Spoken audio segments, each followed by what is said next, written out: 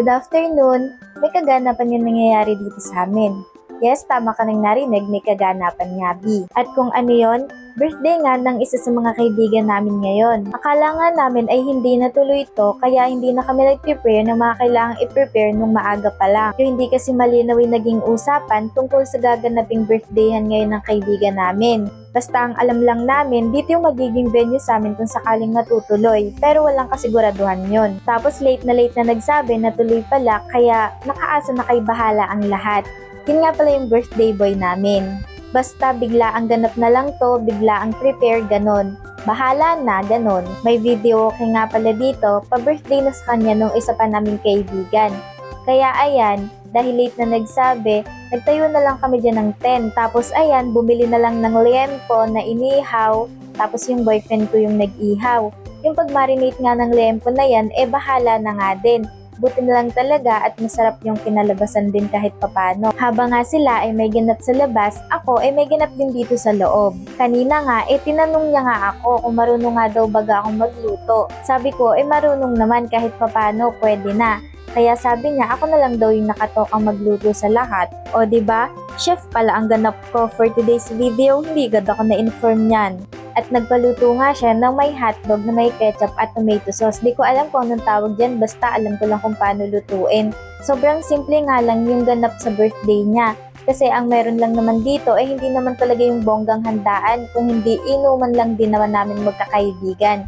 Kaya naman simple lang din yung mga handa, pang amin-amin lang din. October 16 nga yung birthday niya, Wednesday yon, kaya ginanap na lang ng October 13, Linggo. Para nga lahat ng kaibigan ay makakapunta kasi walang pasok sa school at sa trabaho. Habang nag-iihaw nga sila sa labas ay nagkakantahan din sila. Ako naman dito sa loob, inayos ko na yung mga pinagkalatan ko dito sa lababo kasi maliit lang din dito yung lababo namin kaya mahirap kumilos kung maraming kalat.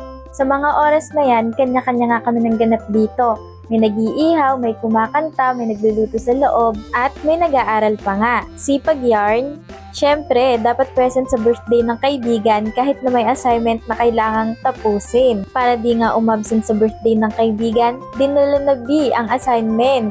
Naligo na nga din dun si Akling at nagsasasayaw pa. Habang ako nga dito, kumain na nga kasi gutom na talaga ako ng mga oras na yan, B. At yan nga, medyo umulan nga dito ng bahagya. Hindi pa nga tapos ihawin dito yung liempo, kaya yung natira na hindi pa naiihaw, dinala na lang sa loob at pinirito ng boyfriend ko.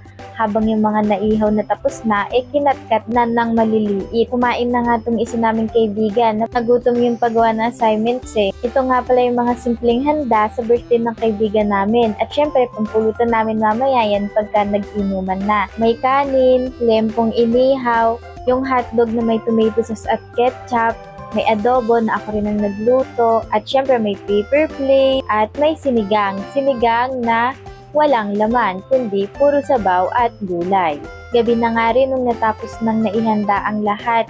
At ako nga itong haggard na haggard at hindi pa nakakaligo. Doon na nga ako pupunta kay na mama para maligo. Doon kasi may gripo. Di ko na din inistorbo yung boyfriend ko na mag-igib ng tubig na ipapampaligo ko. At saka dadalahin ko rin naman yung bigas na ibibigay ko kay na mama. Kaya doon ako diretso maliligo. Sinamahan nga ako ng kaibigan kong gay papunta kay na mama. Medyo malapit lang naman kung kay na mama sa amin. Pwede nga nalakarin na lang pero dahil pagod na ako, nagmotor na lang ako papunta dito. Pagdating ko nga dito, naligo na ako. At grabe, ang lagkit ko na talaga at ang haggard na talaga. Pagkatapos kong maligo, nilaro-laro ko nga muna tong cutie na pamangkin ko na napakakulit at ang dami ng alam dahil malapit na din siya mag 1 year old.